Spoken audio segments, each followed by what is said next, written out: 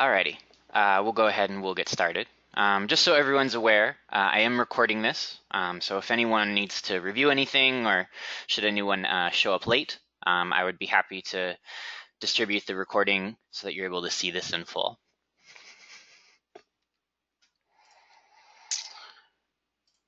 Okay.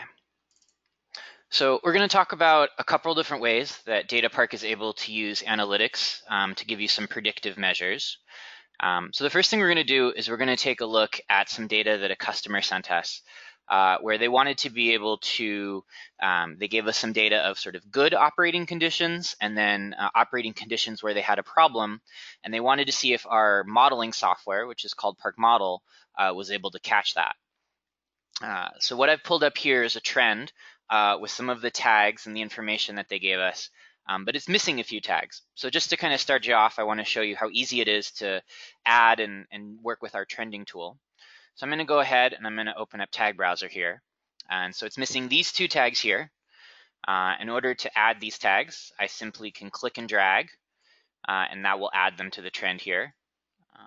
I can choose to add them one by one, like you just saw me do, or I can grab two of them at the same time, and then drag and add them both here together.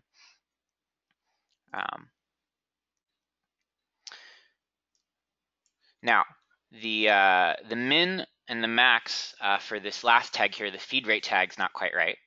So the nice thing is I can come in here and I can edit this manually. I can set the maximum to 2000, and that will replot the tag for me, making it a little easier to see on our screen, given that the current value is around 1000. So what you guys are seeing here is up on the top we have sort of regular running operating conditions. And then down here at the bottom, we have what they call a sliming event. This was an event that did not go well. Now, if I want to dig into this a little bit closer, I can activate Smart Mouse. And what this does is it brings up a nice little line here that shows me the value for all of my tags at any given point in time. And I can use that to sort of look around. There's a dip here. I can see that my yellow tag dips down below 1000. And that Smart Mouse follows me if I do go to another trend, so it makes it really easy to jump between. We have another feature that's kind of similar called Multi-Smart Mouse, which I'll show off in a little bit, that lets you look at all the values at the same time. Another thing that we can do to make this a little easier to look at, I've tried to pre-select these min and maxes to be nice to see, but if I right-click here and I go to Apply to All Tags, I can turn on something called Auto Scale. And what that does is for each and every tag, it tries to find the tightest min and max so that the tags take up the most amount of area there. So sometimes this works out well. Sometimes it makes it really difficult because all the tags overlap each other. So I'm going to switch off of auto scale and go back to the ones that I had before. Now, what I did with this data is I took the regular or good operating conditions and I ran it through our Park Model program, and that outputted two different statistics that you see here, these calculation project tags. One's called DMODX and the other called Hotelling Squared Normalization, or HT2N. And basically what they tell me is when my values are going outside of my modeling space. Now here in our good or regular data, we see a small blip. I'll go ahead and I'll isolate these tags so that they're a little easier to see.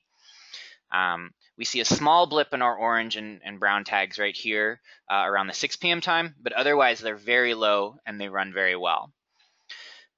If we look at these same tags down here during our sliming event, which is the event that did not go well, you'll see that we have some wild swings. So you can see that our orange tag starts off in kind of a medium range and then has a nice peak here before slowly returning back to 0. And then our brown tag stays in that sort of medium range and then again slowly dips back down. So if I go ahead and I show all the tags again, what we can do is we can use these calculation tags that sort of tell us when our values are about to violate our space to sort of predict when our operating conditions for our process is going to go out of our modeling space. Not only that, but we can use the statistics within the program to tell us which of our variables are our most likely culprits.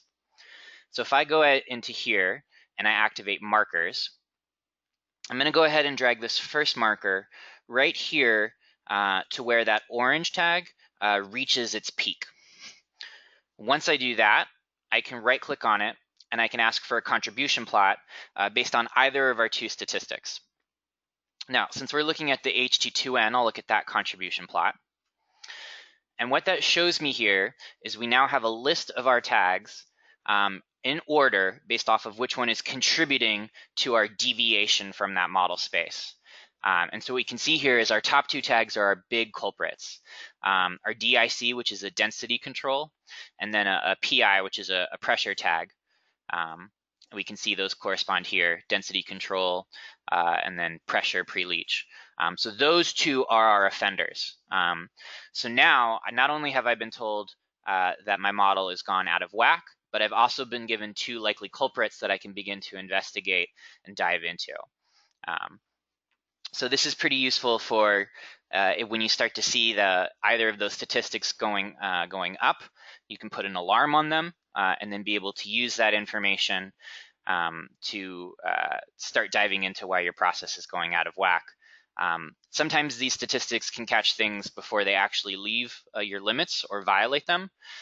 So it gives you even more advanced warning than perhaps your control or spec limits.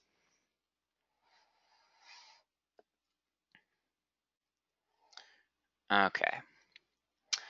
Next, we will transition to using some of our calculations to do different projections.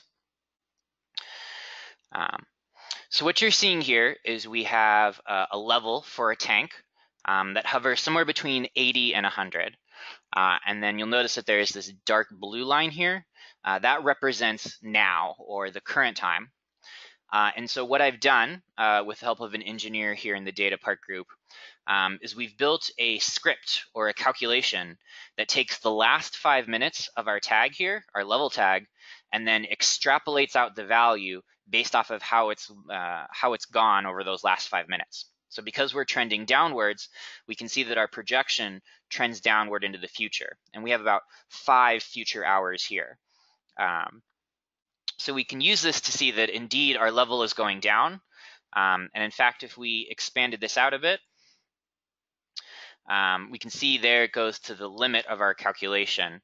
But we could kind of follow the line and realize that somewhere between probably 7 and 8 p.m., our tank is going to empty based off of our current projection. Now, this is pretty simple. This isn't taking into account any other variables. So what we can do, I'm going to go ahead and I'm going to make this a multi-trend. Really simple to do. I right-click in here, and there's an option for number of trends. And I'm going to make this a 2x2 grid. I'm going to go back to Tag Browser. I'm going to go to this Master tab. And I'm going to look for a different level tag. I'm going to add that to my trend over here. And then I'm going to add 2 other tags. These are our flow tags that flow in and out of our tank. So bear with me a second as I add them.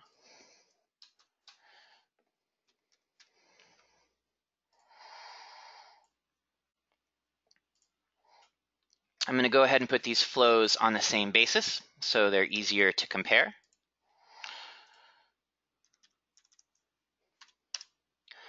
And then I'm going to change the labels so it's a little easier to follow. So this one here is our inlet flow. And this one here is our outlet flow.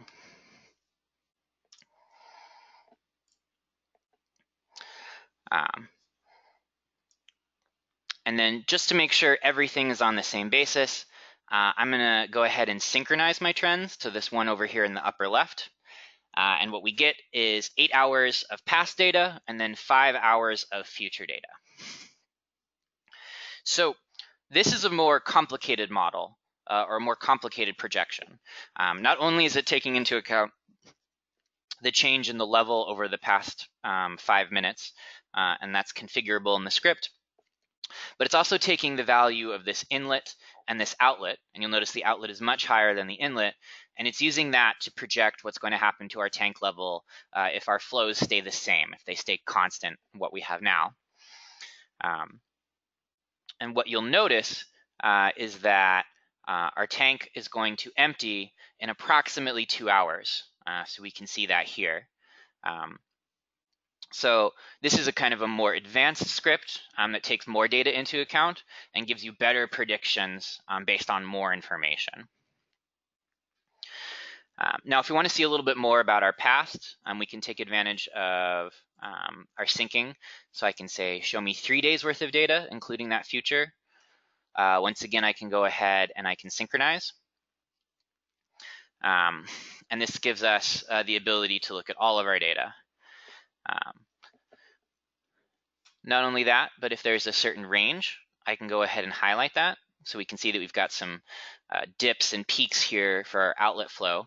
If I go ahead and highlight that and click on this zoom button, that will zoom in. And once again, I can synchronize.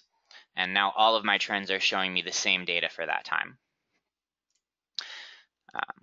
Just like we saw before, I can go ahead and I can activate Smart Mouse if I want to see the values for any of my trends at any of these times. Or I can go ahead and instead of Smart Mouse, I can activate Multi-Smart Mouse. And what this does is it shows me the value for all of my trends at the same time.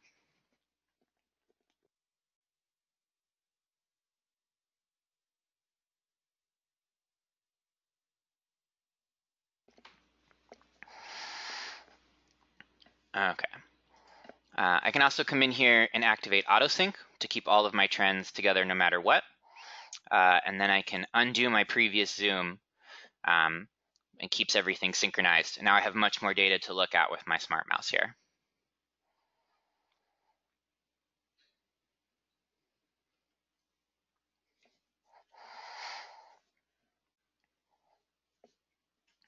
Okay.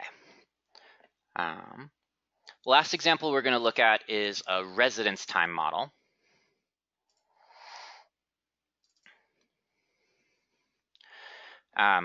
So an explanation of what we're looking at. DataPark has a module that basically allows you to track properties of your flows, of your materials through different tanks. And basically what this does is it allows you to say, I'm measuring a certain property in tank X, and then I want to keep that measurement with that slice of material as it travels through our tanks. Whether those residence times are static based on constant flows, or we can plug in, if we have those flows as tags, into the model to be able to have dynamic residence times to be able to track it.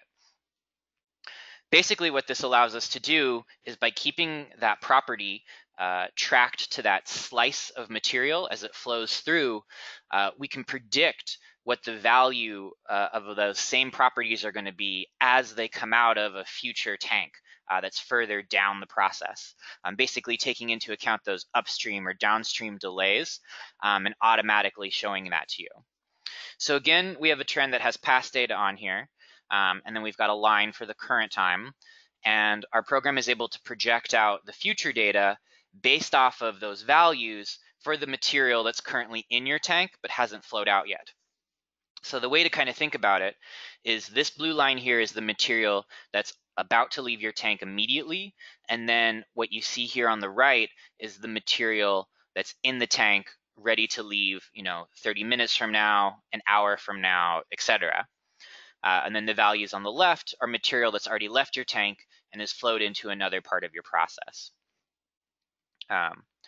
So what this can be really useful for, you'll see that we've got two different tags here that we're showing. We've got a temperature up at the top, and we've got a kappa value, which is a chemical measurement on the bottom. The value on the top, that temperature, we can see that the temperature is about to rise on us. Goes a little bit higher and has this nice cycle. So this is coming from a batch digester, so something that has batches, and we can see kind of a cycle to it. This allows us to see the material, basically the material we're about to see. We can see what temperature it was at during the cycle, and if we need to make any alterations to our process based off of that change in temperature, we can. Now down here is that kappa value.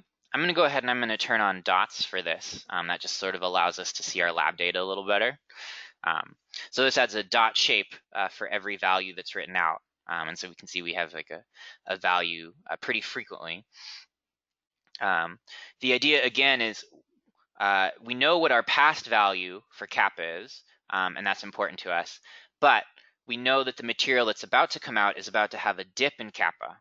So we can make any process changes that we need to our materials in order to account for that. So rather than being surprised when we actually measure that value at a sensor later on, we can be aware of it and make any changes that we need to ahead of time in order to account for it. So again, kind of showing us how we can use them, how we can use the program to predict or sort of give us advanced warning based on the analytics that we have.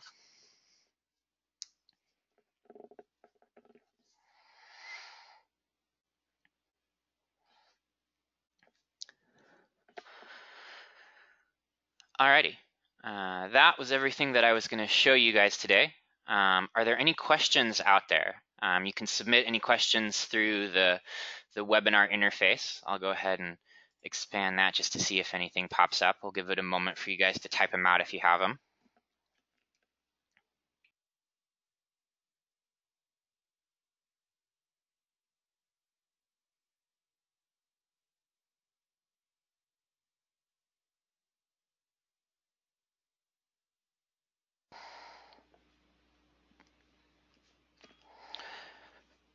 Alrighty. Well, for the moment, we don't have any questions, but feel free to get in contact with us if there's anything that you saw, you have any questions about, or you'd like to learn anything about.